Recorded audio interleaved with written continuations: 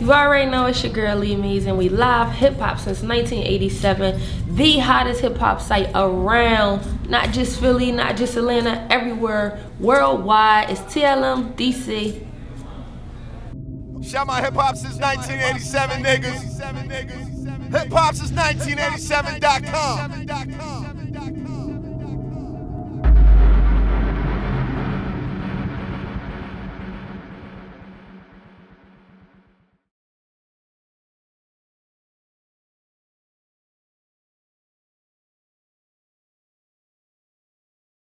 Alright, it's your boy E-Money, sitting with the homie, Lee Mazin. What's up, what's up? Alright, now I want to take it back a little bit. Let's start with your last project, In My Own Lane. Okay. Great project. Got some great features on it, definitely.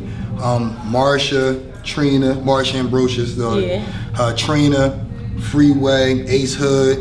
I gotta ask, what was it like working with some of those very established artists? Oh, it was a blessing. Like, I grew up listening to Trina, and then Ace Hood is one of my, my top 10 rappers. Like, his flow is impeccable, so just the link up with them. And then Marcia, Marcia's halfway based out of Philly, so to get on the record, I actually recorded the record with Marcia in the studio, so that was pretty cool. We laid it, she came and kicked it with me for a little while. She's a real humble person, so it was dope working with her. Then Trina, ever since I met Trina, she been open arms with me. Like, that's like a big sister to me now. Okay. So I did the record, and I told her I had a record for her. I sent her 2 tracks, and she picked that one. She laid it that same night and sent it right back. Like, and same thing with Ace Hood. Like, I did the first tour. I did the Dreams Come True tour with Ace Hood. He was on that tour too. So we crossed paths a lot on the tour. And I sent him the record, and he sent it back like within 2 days. Yeah, you caught him in the middle of that Bugatti wave too. So that's love. That's love. Okay, now were you able to pick up any tips from working with Trina and Marcia, those 2 female artists? Definitely. Marcia just give you words of wisdom the whole time while she's around. Like, she's really humble, and she gonna let you know the ins and outs of what she went through. The same thing with Trina. Like, me and Trina, we do the same thing with 2 female MCs, and she been around for a long time, and she still has that same level of respect, from the industry and the streets as well. So, that's the baddest bitch. And she schooled me on, the do's and the don'ts, and what to watch out for, and how to move this way, and just really being true to yourself. That's one thing she always tell me is, like, don't let this industry change you. Like, still remain you. So that's one of the best things that she told me so far. Okay, now I also gotta ask, why we didn't get any visuals with those artists? Because as a fan, we want to see those, the videos. It's crazy. It was weird because, okay, Marcia, we were supposed to shoot that video. She had just got booked for that tour, so she was all over the world. And then we started traveling, so our schedules was like real crazy. And I'm just now seeing Trina for the first time in maybe like 6 months. I just seen her last week in Miami, and she was only there for that night, so she had to fly back out. It's just a timing thing. So I'm actually still looking to shoot both of those videos with those 2. I didn't really speak on the video with Ace yet, but with this project that I'm working on now, I'm looking to get some dope features too, especially Trina. I'm supposed to be doing some work with her soon again. But I definitely want to shoot a video for that, because that's one of my favorite songs off the mixtape. Okay. Now we're gonna get to the next project. I do want to touch on, I know you had Lil Snupe on the last record. Yeah. And it's funny, last time Brandon interviewed you, he was laying a verse in the studio for you. What was your and Snoop's relationship like? Well, I knew him a little under a year, but just being around him, I felt like I knew him forever. Like, his spirit, just to be around him. He was the youngest out of, everybody in the Dream Chasers crew, but he managed to motivate everybody. Like, his grind, his drive, and I never ever witnessed nobody. And I started off freestyling. I started off straight off the top, nothing written, playing around, just flowing and building my flow, but I never witnessed nobody be able to spit like that off the top of their head. And he like had it in the palm of his hand. And it's weird because when we recorded yesterday, I recorded the track first, and we was in the studio, and I hopped on one of his records. I'm like, I need you to hop on something too. He's like, of course. I played like 5 different records for him. Snoop wasn't the club record guy. So I played the club record, I played like a slow type record, and he like, nah, Lee, you know, I ain't about that club. I can't even get in the clubs yet, so I ain't going. He was real thorough with what he rapped about. And he like, you know, I can't get in the clubs yet, so I don't know nothing about the clubs. I can't really rap about it. Give me some real life stuff. And I played yesterday, and he like, yo, that's the one. Load it up, that easy. And I'm like, he in the booth, he was about to freestyle. He came out, I'm like, what's wrong? He like, I'm gonna write to this dog. I'm like, no, just go, like, cause I'm like, you freestyling, you do what you do. But he like, no, Lee, like, you killed this joint. I gotta write something, and he wrote the verse to yesterday. That was the only time I ever seen him write. Okay, that's crazy. That's crazy. But just to be around though, like his presence was a blessing. Okay. Now let me ask now, as far as your process, do you still come off the top, or you mostly write? It depends. Most of my freestyles, like when I do somebody else's beat, I just let that fly. It just come right off the top. But I take my time with like the records like Yesterday and the records that I really love doing, because they my favorite type of records. It's just the era of hip hop now is they not really accepting a lot of that type of music. So you gotta still be in the mix of what's going on, but still stay true to yourself. So every last project that I dropped, I had at least 2 or 3 motivational records or uplifting records or records that's telling my story or telling a story, period. That's my favorite type of records to do. And most of those records I write the hook, I sing the hook. I like to do those with just me.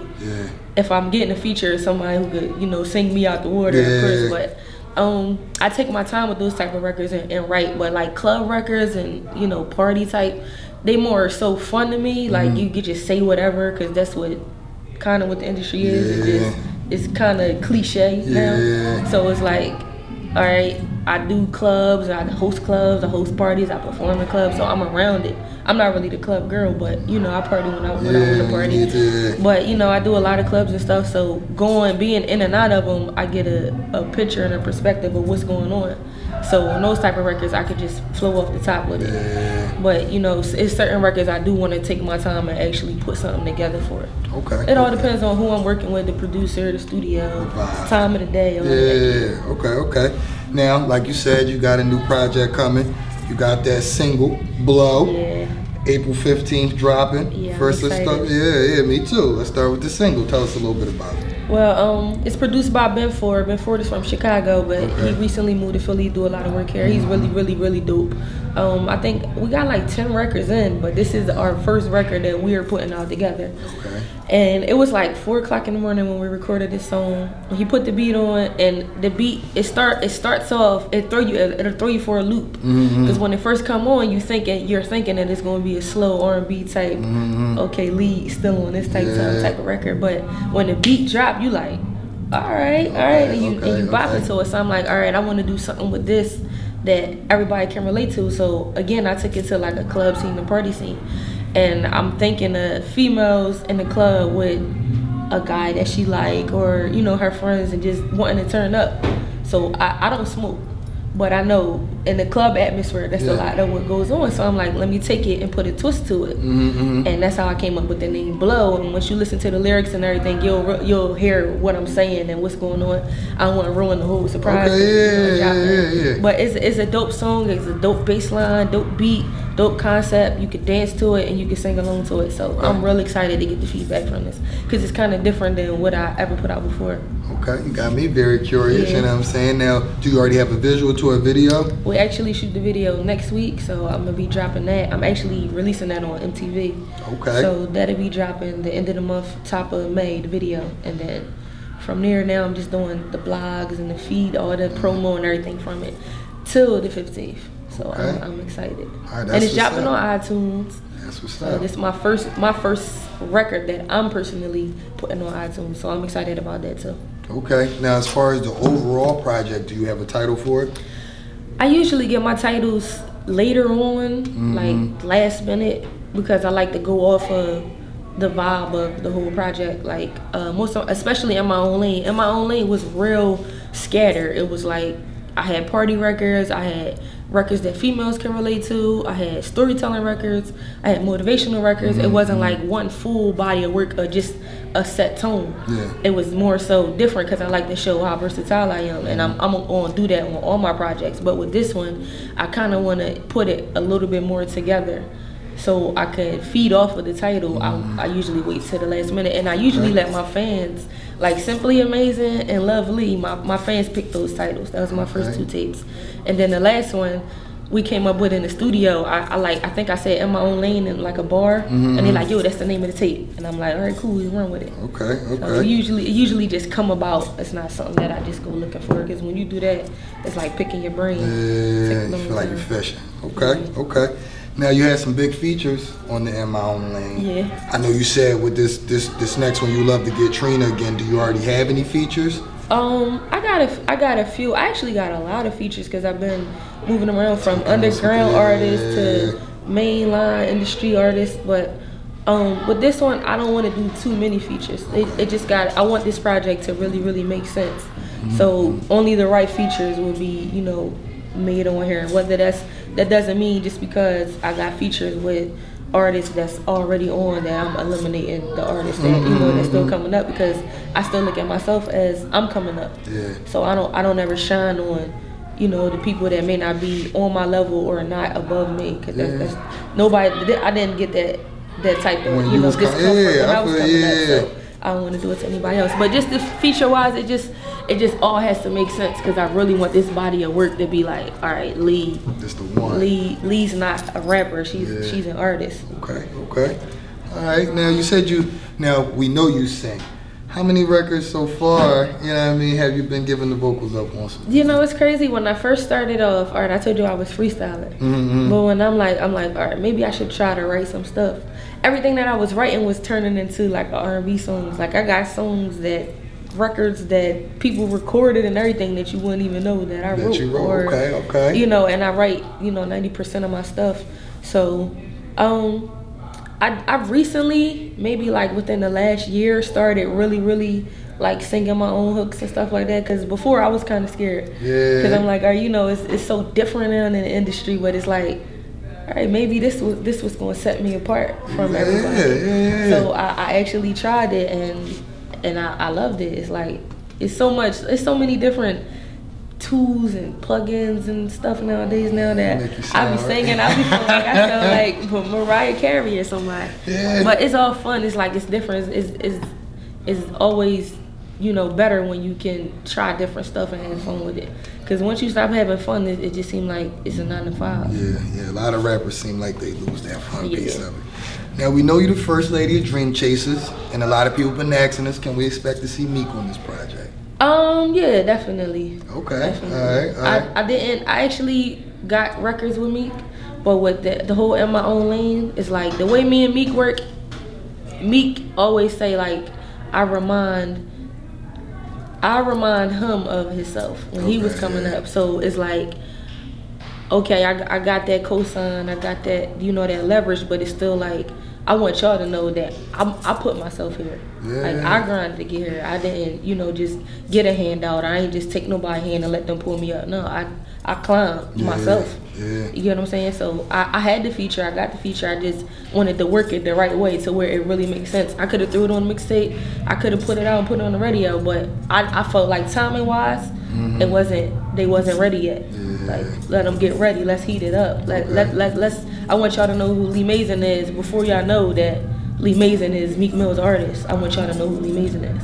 And I think I did that with that project. So now it's like, okay, you know who old boy is. You know, I'm the first lady of Dream Chasers. Now we can give them what they want. Okay. Now, how involved is Meek with the creative process? You know, like overseeing, beat picking, anything.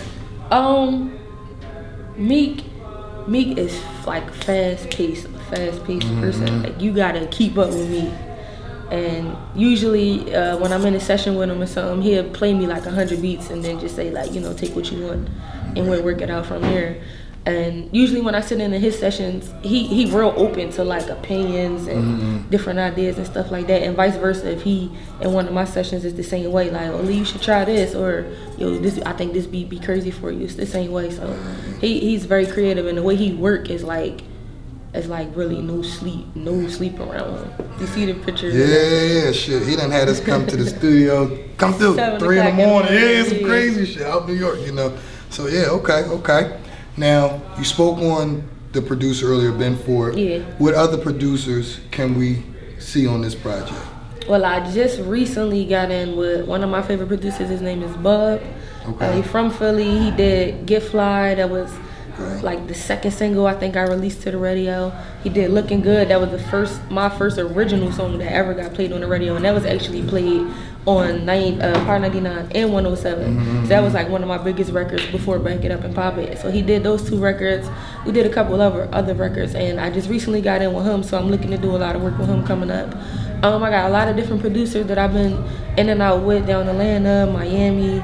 So it's just about connecting the dots. But I'm always open for, you know, beats and the link up. I'm not really the send me beats, and if I like your beat, I take it. I'm more of the let's build, let's get in this session. So if I don't like the way these chords sound or this sound, you can change it, or you can build around my vocals. So I'm more of the hands-on. I'd rather work with the producer than just, you know, but I'm always open to listen and, you know, hear what these producers got. Shout my hip hop since 1987, niggas. Hip hop since 1987.com.